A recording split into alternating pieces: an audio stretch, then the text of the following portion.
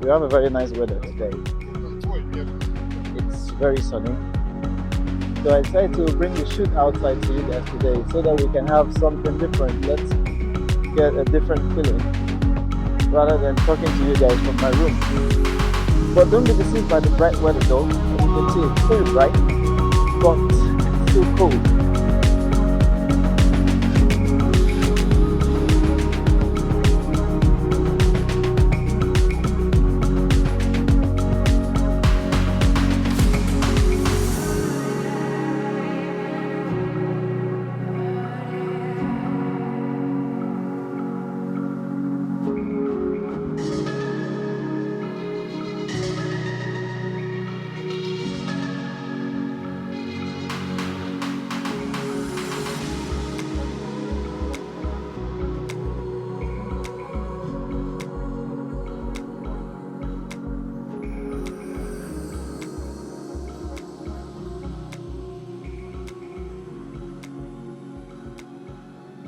So I felt I should come out today to talk to you guys. I mean, what's the point of staying inside when we can actually have a good time sightseeing and also sharing information? Over the past few weeks, I've been getting like some comments and information of people who are willing to travel abroad, and the funds have always been the issue, which was one of the motivation why I did the Portugal video. If you haven't seen the video, you can check that out. I believe that admission is still in process for Portugal universities. In today's video, I want to rechannel your focus. I want to direct your attention to something else. Most people, when they say they want to study abroad, the thing is that the only country that comes to their mind is the US, UK, and Canada, and probably Australia. This is because these countries are one of the most popular countries that we know when we talk about studying abroad. But I won't blame them either. The trouble or the problem is because these are one of the countries with the highest level of propaganda, and a lot of countries that these agents sell out to people that are willing to travel. But the situation here is that outside of these countries that I've mentioned, there are tons of countries that you can actually explore and also throw out your net. And who knows, probably that would be where you will be packing your bag and heading to in September. Let me draw your attention to Europe, for example. Most people knows about Germany, Poland, France, Italy, these popular European countries. But do you also know that there are some European countries that fits your budget and also will be very easy for you to get now that you have a very low budget? Because when you say you want to travel abroad and you're looking at UK, US, and Canada, the thing is that last year you said this year, and probably this year your funds is not enough because your agent told you that the price has doubled due to the economic situation, and you're like, okay, next year. The truth is that you and I know that your budget will never be enough for these countries, and the harsh reality is that time is not on your side. Time is moving, so you need to take action fast. This is why I'm bringing to you today's information. Have you thought about Europe? You've not, right? Do you know that with that little budget that you have, you can actually rechannel your focus and explore countries in Europe? I'm going to give you 5 reasons why you should consider studying in Europe and forget about UK, US, and Canada, and probably Australia. The number one reason would be tuition fee. The major problem you and I know is finance, because the reason why you are where you are and it seems like you've not achieved your goal of studying abroad is because of the tuition fee. That is the number one thing that I want you to put into consideration. Let's say, for example, you have a budget of around 10 million naira. You know that this 10 million naira alone is not even enough for you to pay your tuition fee. When we look at the countries like in the UK, US, and Canada, their tuition fee is for about 10k, 11k, down to 15k. And the 10k is if you find a university with a low tuition fee and then you support it with some scholarship. That is when you will be getting like 10k, and aside that, what you'll be getting for tuition fee is from 12k, 13k upwards. Let's not talk about the US, where you have tuition fees of around 15,000 plus. You see that your budget of 10 million naira alone has not even covered the tuition fee. And most of these universities, what they want you to do is to pay a down payment. So even if you say you pay a down payment, how much will the down payment be? When you do the exchange rate, you see that this amount that you have alone can go in to your down payment, and you are left with nothing to process that expense. But due to the popular propaganda of everybody, in UK today, in US today, what happened is this and that. I mean, UK US is almost like Nigeria extension. This is one of the most reasons and the popular things that we see online every day that we say that these are the countries that we want to go to. But there are opportunities out there that you can also explore that is outside of this environment that I mentioned. Your budget is not even enough to cater for even half of the tuition fee. So now let's move to the second thing that I'll be talking about, which is the cost of living. Your budget of 10 million naira that I mentioned, know that I told you that you've not even covered half of the tuition fee. Let's not talk about housing, renting, and the rest. Compared to Europe, where we have number one, we have institutions. You can find universities of around 2005 per semester, 4,000 euros per year. You can even find courses that are lesser, even if you want to go into IT, engineering, and nursing. You will see courses of around 5,000 euros. If you do your calculation equivalent of your local currency, down to cost of living as well. Accommodation alone in the UK, US, and Canada, let's not even go there. You'll be seeing a cubicle either for £800, £1,000. People in the UK can relate to what I'm talking about. It is very expensive and it's not even the most convenient. We've not even talked about groceries. I saw a video on TikTok the other day of one lady complaining of how expensive groceries have actually become in the UK. Looking at Europe, we have countries like Portugal that I made a video about. We have the new Schengen countries, which is the Romania, Bulgaria. We have Croatia, we have Australia, we have Riga, we have Lithuania, we have Estonia, we have Malta. The Schengen countries basically, and other countries as well. When you look into these countries, France, Italy, they are also there, but maybe they are more expensive for you. But these countries that I mentioned are very, very affordable.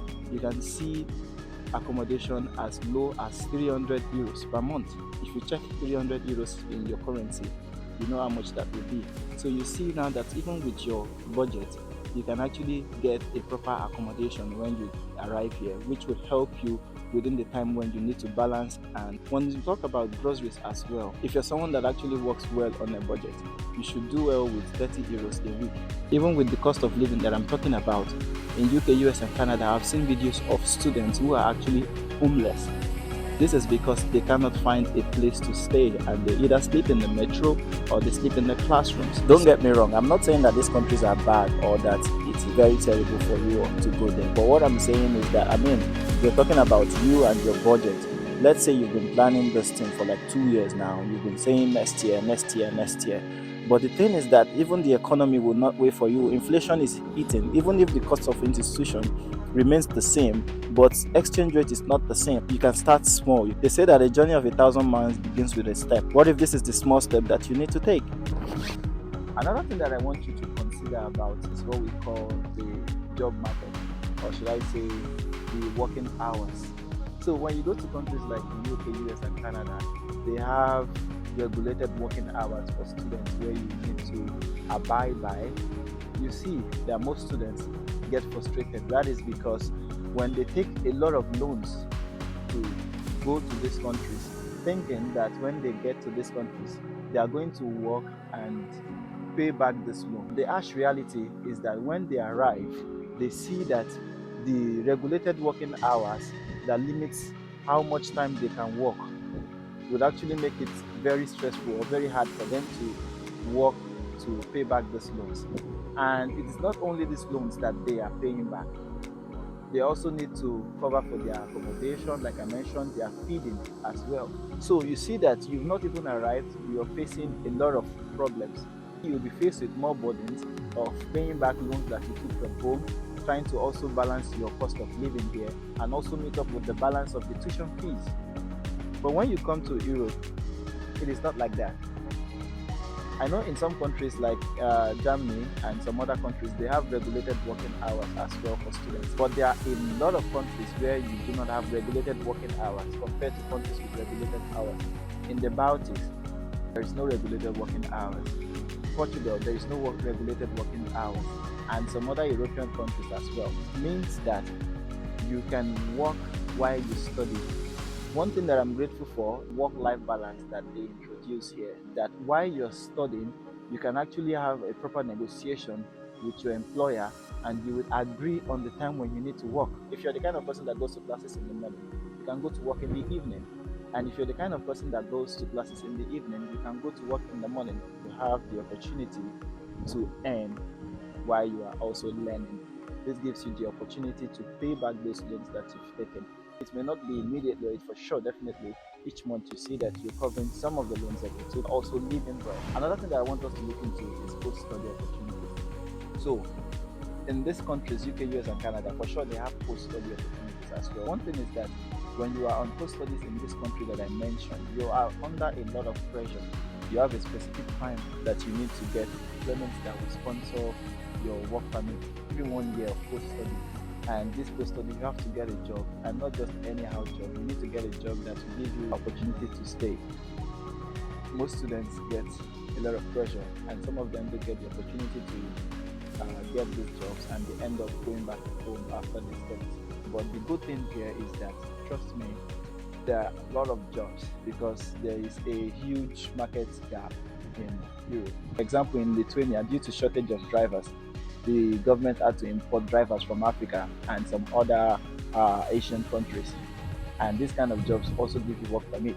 Finish your studies. There are lots of jobs and a lot of companies that can give you a work permit. In the UK, I know they have something they call COS, Certificate of Sponsorship. It's one of the things that you need to get before you can stay back after your post-study. Europe, here, most companies have that. Like, they are willing to give it because there is demand in the job market, so it is not as competitive. So what I'm trying to say about the post-study basically is that you are not under a lot of pressure to switch to the work permit like you do in these expensive countries, because the job market has a high demand compared to these countries where job market alone is highly competitive. So this competition puts you under a lot of pressure to meet up, because if you do not meet up, it means that you may not get sponsorship. If you don't get sponsorship, it means that you may need to exit, except you want to start staying illegal, which would actually make the case worse. The fifth one that I want to talk about would be dependency. Recently in the UK, the dependent stuff has actually been amended or has changed, which means that there is a number of people that you can bring in as a dependent when you're trying to study in the UK. We know how well this opportunity actually helped a lot of people and what it is now. Dependent stuff does not work as it used to do back then in the UK, US, and Canada. Now in Europe, there is dependent. I mean, you can bring your family. If you're a family man that wants to study, you can bring your wife, you can bring your children, as long as you're able to prove that you guys are related in one way or the other.